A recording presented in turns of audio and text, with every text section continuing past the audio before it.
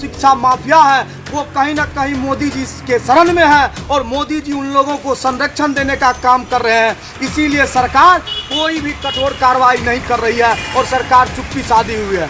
लेकिन मैं और इस देश के जो करोड़ों छात्र हैं, जो 24 लाख नीट के छात्र हैं और 10 लाख नेट के छात्र हैं, वो सरकार से सवाल कर रहा है कि अगर आप सत्ता में रह करके छात्रों के हित को आप सुरक्षित नहीं रख सकते हैं, छात्रों के भविष्य को आप सुरक्षित नहीं रख सकते हैं, तो आपको सत्ता में बने रहने की कोई जरूरत नहीं है। सरकार इस देश में सत्ता में आई है तब से सभी परीक्षाओं का प्रश्न पत्र परीक्षा से पूर्व ही लीक हो जाता है। और आपको आश्चर्य लगेगा यह जान करके पिछले 7 सालों में 70 परीक्षाओं के प्रश्न पत्र लीक हुए हैं। यह सरकार छात्रों और युवाओं के भविष्य के प्रति खिलवाड़ कर रहा है। इनको छात्रों और युवाओं के भविष्य से कोई लेना देना नहीं है। सभी को मालूम है कि नीट में किस प्रकार से अनियमितता बरती गई, रिजल्ट में बड़े पैमाने पर धांधली किया गया।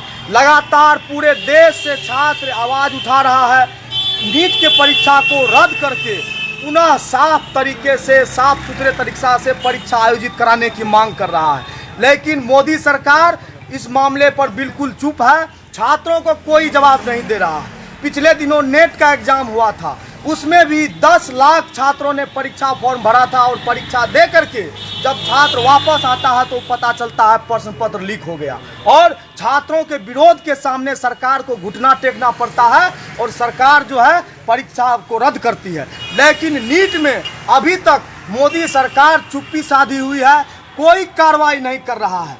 जबकि NSCI कांग्रेस नेता श्री राहुल गांधी लगातार इस बात को मजबूती से रख रहे हैं कि जब तक प्रश्न पत्र लीक मामले में कोई ठोस कानून नहीं बनाया जाता है, दोषियों पर कठोर कार्रवाई नहीं की जाती है, तब तक प्रश्न पत्र लीक रुकने वाला नहीं है।